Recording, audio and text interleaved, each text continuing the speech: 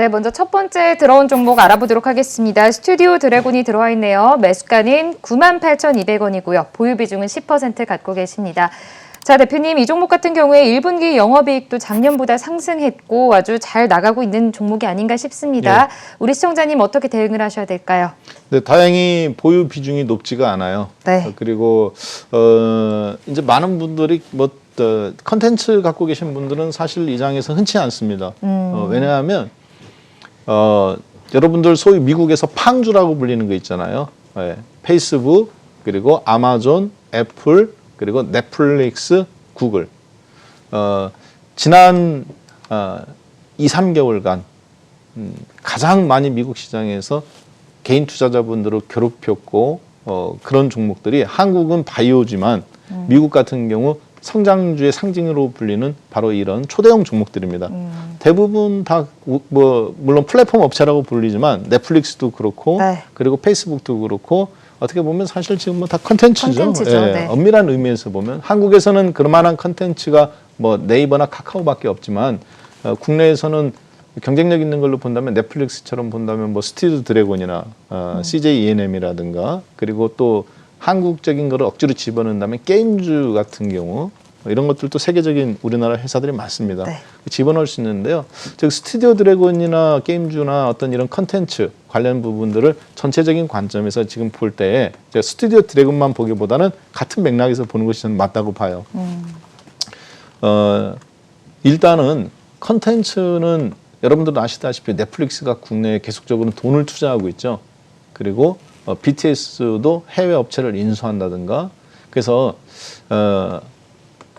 국민 소득이 이제 개발도상국에서 선진국이 되면 계속 노동 집약적인 산업을 하기가 참 어렵습니다. 그러니까 자꾸 노동을 투입해서 물건을 만들어내는 가장 대규모적인 노동 투입하는 회사가 뭐가 있을까요? 건설업, 조선업, 그리고 철강업, 자동차업, 화학업. 요 파트는 우리나라가 지난 30년간 일본으로부터 계속 뺏어온 겁니다. 그렇죠? 근데 이제 조선업 중국한테 물려줬다가 이번엔 다시 살아나고 있고, 네. 건설 수주도 중동에서 자꾸 부딪히잖아요, 다른 나라들하고. 그러니까 우리나라가 배는 가장 잘 만들지만 사실 그 배 발주는 누가 줍니까? 전 세계 뭐 우리가 벌크 운임 지수다 뭐다 하지만 발주는 다 노르웨이에서 80, 90%가 다 나오잖아요. 뭐 그렇기 때문에 실질적인 그러려면 뭐를 해야 되냐면, 지금처럼 이런 선진국으로 갈 때마다 늘어나는 게 금융산업, 서비스업, 컨텐츠 관련 것들이 이런 게 다 올라갑니다. 방위산업하고. 그래서 국내 증시가 선진국으로 가는 지금 단계에 있다라고 보이는데, 그러니까 좋든 싫든 봐야 되는 파트가 있어요. 주식을 하는 사람이라면, 그러니까 성향이 안 맞. 저 같은 경우도 컨텐츠가 성향이 잘 안 맞는 사람이에요. 별로 안 좋아합니다, 컨텐츠. 왜? 실물이 없잖아요. 실물이 없고 스타쉽에 의존해야 되고. 그렇기 때문에 리스크가 있단 말이에요. 여러분도 아시다시피 YG 엔터테인먼트처럼 무슨 마약 사건에 연루됐다든가, 스타쉽이. 스타 플레이어가 몇 명이 그러면 휘청휘청하지 않습니까, 회사가. 나머지가 잘하고 있다 하더라도. 그래서 제가 컨텐츠를 별로 좋아하지 않는데, 그렇지만 반드시 봐야 되는 선진국형 두 개가 있습니다. 방위산업하고 바로 이런 컨텐츠입니다. 다행히 한국은 지금 넷플릭스에서 계속 돈을 투자하고 있죠. 자, 그래서 스튜디오 드래곤은 엄밀한 의미에서 따진다면 종합주가지수 3,000포인트 시대에 그리고 저성장 국면 시대에 12만 3천 원이 신고점이죠. 12만 3천 원 이상 한번 돌파 나오는 것을 기정사실로 보고 주식을 투자하는 게 맞습니다. 그러니까 단기적으로는 이 종목이 다음 주나 이렇게 했을 때 좀 소외될 수가 있어요. 왜냐하면 금리 논쟁이라든가 이런 데로부터 어찌됐든 이 종 굉장히 민감한 주식이잖아요. 그러니까 팡주, 아까 미국 나스닥 있는 관련주들이 그동안 소외됐던 것처럼. 그러나 큰 흐름에서 본다면 경쟁력 있는 회사라는 얘기죠. 그리고 국내뿐만 아니라 넷플릭스라든가 이런 앞으로 영업 판권이라든가, 얼마 전에 우리나라 미나리 네. 그 상 받았잖아요. 그쵸. 솔직히 저는 무슨 상 받았는지 모릅니다. 아니 정말이에요. 왜냐하면 그쪽에 그렇게 관심이 없기 때문에. 그렇지만 세계적인 상을 받았어요. 그 다음에 우리 그 감독님 있잖아요. 살인의 추억 만드신 분. 네. 누구죠? 그 황금종려상 받으시고 박찬욱 감독님. 네. 이런 시기가 별로 없습니다. 이런 나라가. 그만큼 우리나라가 이 컨텐츠가 이제 개화기를 세계적으로 뻗어나갈 수 있는 거기 때문에 여러분들이 이런 부분들은 그렇게 긍정적으로 좀 보는 게 저는 맞다고 보여져요. 물론 여기다 제가 테크니컬적인 요인을 집어넣을 수도 있습니다만 아까 10% 갖고 계시다고 했기 때문에 다음 주 정도 이렇게 약간 기술주라든가 다른 민감주에 비해서 좀 치일 겁니다. 기간 가격 조정이 살짝 있을 것 같아요. 그때 10% 갖고 계시다 했으니까 5% 정도 추가 매수. 만약에 95,000원 전후 정도다. 그러면 그렇게 좀 말씀드리도록 하겠습니다. 그리고 이런 주식에 투자할 때는 좀 사이클을 크게 보셔야 되는데 123,000원 이상 한번 그렇게 좀 보는 거 말씀드리도록 하겠습니다. 네, 알겠습니다. 목표가를 123,000원 선 정도로 이상이요. 이상으로 예. 네, 123,000원 이상까지 상승 탄력이 있기 때문에 좀 지켜보는 게 좋겠다라는 의견을 주셨습니다. 자, 이어서 두 번째 종목도 보도록 하겠습니다. 효성 첨단 소재가 들어와 있네요. 매수가가 41만 1,000원이고요. 보유 비중이 40%입니다. 대표님, 비중이 40%면 굉장히 많이 실으신 거 아닌가 싶은데요. 네. 대표님, 이 종목은 어떻게 보시나요? 네, 뭐 결론부터 말씀드리겠습니다. 무조건 매도죠. 네. 뒤도 돌아보지 말고 매도해라. 지금 손실 구간이심에도 불구하고요. 그럼요. 네. 지금 41만 1,000원에 사셨는데 뭐 이제 예전에 뭐 저희 대박천국이나 네. TV 방송 오랫동안 보신 분들은 아실 겁니다. 효성첨단 소재는 사실 저희도 98,000원, 10만 원에 그때 집중적으로 작년에 매수했던 종목이에요. 물론 저희들도 18만 원, 20만 원에 100% 겨우 먹고 다 던지고 나와서 많이 이제 좀 후회스럽기는 합니다만 왜 이 주식은 매도냐면 원래 이런 주식이 올라갈 때는 그렇습니다. 뭐 적자 기업이다, 뭐 성장만 갖고 올라가기는 어렵다. 다 부정적인 뉴스들이 나와요. 네. 차트 한 번만 보여주시겠어요? 가장 제가 봤을 때는 교과서적인 종목이다. 무슨 얘기냐면 악재일 때가 바닥입니다. 왜냐 다른 주식들이 이미 다 올라가고 했을 때 효성첨단 소재 같은 경우는 사실 이 회사는 적자 기업이었단 말이에요. 그 전에. 그래서 성장성은 있지만 탄소 섬유를 전 세계에서 듀폰사 그리고 일본의 도레이 그리고 우리나라 효성첨단 소재가 세계에서 세 번째로 만들어냈습니다. 그런데 일본의 도레이에서 다 수입했던 분리막의 소재라든가 탄소 섬유를 다 수입해 왔어요, 사실. 그런데 효성첨단 소재가 만들었지만 아직 품질은 거기에 미치지 못하지만 여러분들 아시는 뭐 소위 얘기해서 카보나이트라고 해갖고 요트라든가 아니면 낚싯대라든가 아니면 방탄복이라든가 그리고 이제 요즘 대표적으로 쓰이는 수소 자동차에 들어가는 탱크롤이 있잖아요. 수소 그걸 할 때 반드시 필요한 게 있습니다. 이게 아니면 안 돼요. 그래서 탄소 섬유에 대한 부분 때문에 수요가 팽창하고 있는데 이 부분이 이제 부각이 돼가면서 주가가 이미 40만 원까지 올라왔습니다. 40만 원까지 올라온 다음에 무슨 얘기가 나오느냐. 지금 60만 원, 100만 원 추천이 나오고 있어요. 호재 만발입니다. 호재 만발인데 주가가 어떤가요? 못 올라가죠. 악재 만발이었을 때는 주가가 멈췄다가도 꾸역꾸역 올라왔어요. 호재 만발인데 못 올라갑니다. 거래량 앞에 있는 거래량 이미 다 잡아먹을 만큼 대량으로 터졌죠. 30만 원에서부터 45만 원까지 50% 추가가 가면서도 상당 부분 이 부분이 문제가 뭐냐면 기간 조정을 그 기대감이 실적으로 반영될 때까지는 이런 종목은 대부분 기간 조정을 거칠 수 있습니다. 물론 이 지금 39만 원에서 바로 60만 원까지 그냥 쭉쭉 뻗어갈 수도 있어요. 왜냐 이런 종목은 컨트롤이 잘 돼요. 물량 수급이. 그리고 기관들이 지금 계속적으로 추천이 나오고 있는 종목입니다. 기관들이 좋아요. 반면에 한번 볼까요? 그래가면서 기관들은 자기들은 계속 팔아먹고 있죠. 지난 한 달간 6만 주 팔았습니다. 4월 8일부터. 그리고 지난 두 달간 플러스 2만 주에서 마이너스 3만 7천 주. 계속적으로 기관은 추천해가면서 조금씩 팔아먹고 있어요. 따라서 지금은 이 종목을 가지고 30%, 50% 목표 수익률을 기대하는 것보다는 차라리 다른 쪽에서 보는 것이 저는 낫다고 보여져요. 그리고 그 다음에 한번 기회를 노리는 것이 한참 후에 물려 있으면은 이번 상승장에서 기회 놓치십니다. 왜냐 어제 미국 경기지표 발표 나왔잖아요. 참 그 고용지표. 원래 100만 명 일자리가 늘어날 거로 예상했는데 지금 20만 6천 명인가 밖에 늘어나지 않았죠. 그래서 금리 인상론에 대한 발언들이 앨런 의장이 말을 바꾸게 해가면서 주가도 올라왔지만 금리 인상에 대한 발언들이 힘을 잃어간단 말이에요. 그러면 다시 다른 경기 민감주, 종목들이 치고 나옵니다. 반도체라든가 자동차라든가 그동안 못 갔던 것들. 근데 얘는 빠진 것도 없어요.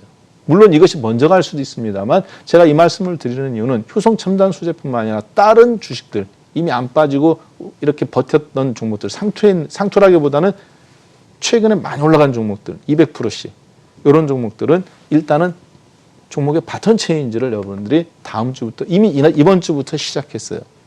그래서 빨리 움직이시는 게 좋습니다. 여기 미련 가지시면 안 될 것 같아요. 네, 매도 전략 말씀드립니다. 네, 알겠습니다. 매도 전략으로 의견을 주셨습니다. 자, 이어서 다음 종목도 보도록 할게요.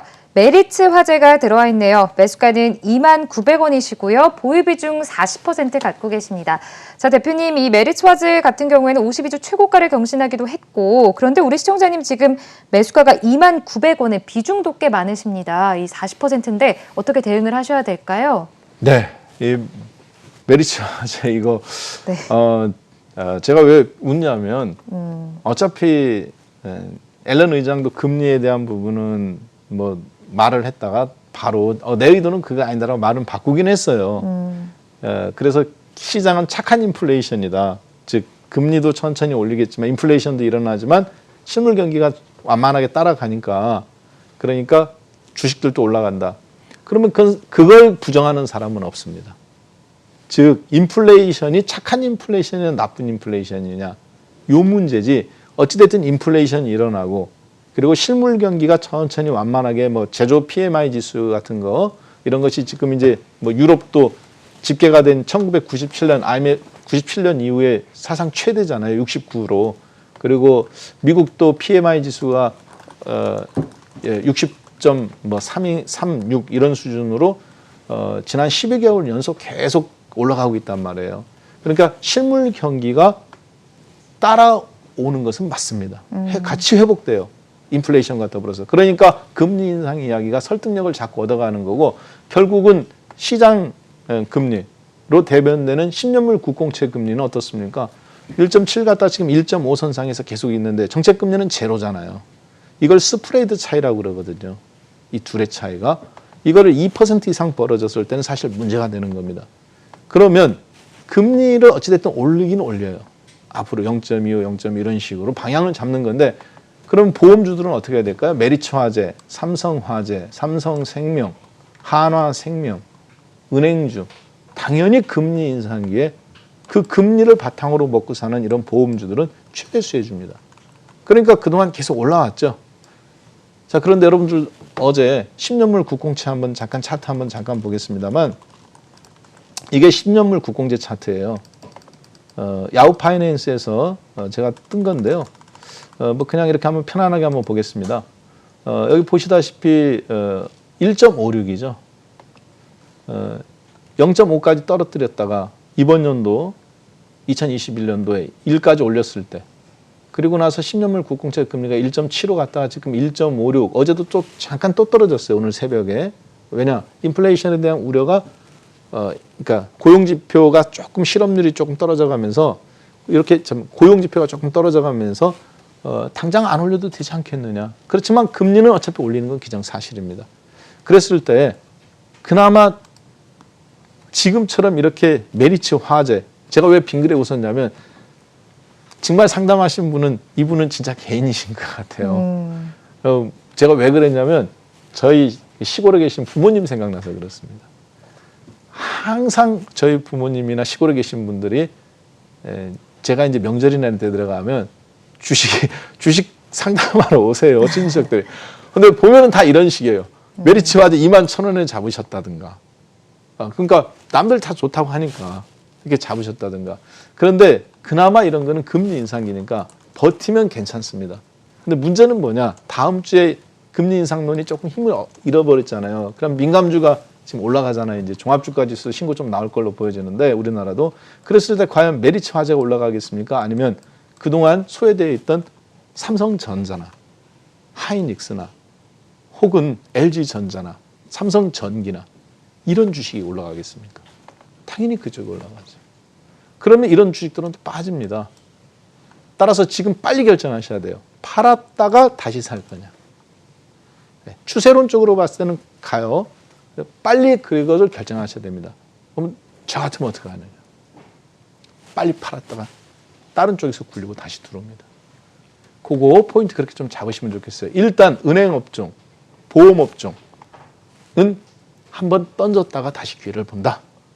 이렇게 좀 말씀드리겠습니다. 네, 알겠습니다. 매도해보시고 다시 기회를 보는 게 좋을 것 같다라는 의견을 주셨습니다. 자, 이어서 다음 종목입니다. 한국항공우주가 들어와 있습니다. 매수가는 37,000원이고요. 비중은 20% 갖고 계시네요. 자, 우리 시청자님 지금 37,000원 매수가기 때문에 손실 구간이십니다. 이 종목은 대표님 어떻게 대응을 하셔야 될까요? 예, 한국항공우주. 아까 메리츠화재도 그렇고 한국항공우주도 그렇고 일반인 분들이 접근했다가 100이면 100, 거의 90명 이상이 대부분 손실로 정리하고 난 다음에 향후 2년, 3년 뒤에 보면 와, 저만큼 가 있었네. 이런 종목입니다. 왜 그러냐면 보험업종이라는 게 굉장히 더딘 업종이거든요. 그보다 더 더딘 업종이 이제 통신업종. 그나마 이런 것들은 그나마 대중성이 있어요. 그런데 대중성도 없고 정말 주식에서 제가 봤을 때 일가견이 있는 사람들이 할 수 있는 주식이 딱 있습니다. 가장 안전하게. 저는 그 종목이 바로 이런 한국항공우주. 그리고 방위산업체 업종. 이런 주식이 가장 주식을 할 때 내가 손실을 안 입고 나는 시간은 그렇지만 5년이든 10년이든 시장 상황과 별개로 한번 할 수 있는 자신감이 있다. 그랬을 때 가장 손대기 좋은 종목이 이런 방위산업체예요. 한국항공우주가 실적 때문에 지금 많은 분들이 고민하실 겁니다. 네. 그리고 지금 상담을 의뢰해 주신 분은요, 가장 일반적인 평이한 주식 개인 투자자라고 저는 생각합니다. 왜냐하면 이 단가를 보니까 37,000원인데 보통 방위산업체 투자하시는 분은 둘 중에 하나입니다. 탁월한 실력을 갖고 있는 분이 있어요. 자, 그런 분들은 이미 이 주식 잘랐습니다. 그러니까 손실이든 수익이든 이미 자르고 그 다음 기회를 지금 노려보는 입장일 거예요. 그 정도 실력 되시는 분은 제가 봤을 때 우리 국고초를 찾지 않으시겠지요. 그렇죠. 오히려 비판하시는 댓글이라든가 야 저거밖에 못해? 전문가 우위의 수준에 있는 분들입니다. 그러니까 그래 맞먹는 거예요 사실. 똑같은 그런 관점으로.